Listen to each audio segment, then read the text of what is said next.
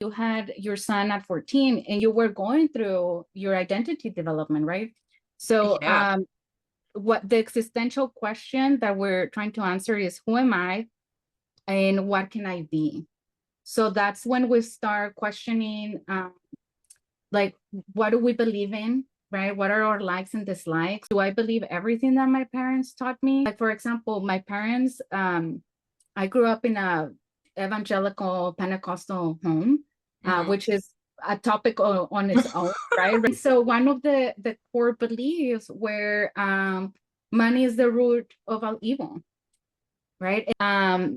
But one of the things that they would always talk about in my family was like, oh, when your dad started to become more or like better at his job and started earning more, that's when he began to be unfaithful to your mom. So I had to question those things, right? Like, do I Yeah. believe in the same God that they believe in, people that you're involved with? Yeah. Um, Let me yeah. ask you this before you move on. So, do you, in your opinion, Mhm. could that be the same for, okay, I really don't want my life to go on the trajectory that my parents' lives went in, because I tried that for a really long time, whether it be unintentionally or, just came naturally because that's what I was raised around. I am now going to pick this person that will give me the opposite of that and not really, because this is what I want, but this is what I don't want.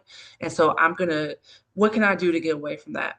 And I haven't, I think in this instance, because I feel like this happens a lot. It happens a lot when you have unhealthy examples, and whether that may be, your parents' divorce. And so I see how their lives went, and I don't want to, or their careers or lack of, and whatnot. I want to do the opposite, and so it's just kind of like this way to avoid, but it's still really not what makes you happy. Like I had Mhm. mastered certain things, and so I didn't know. I just knew that I wanted this to not happen, so I was going to do this, and I still ended up getting divorced. Right. So you may have gotten lost in the role of not wanting to be them instead of Yeah, accepting who you are, right? right, right.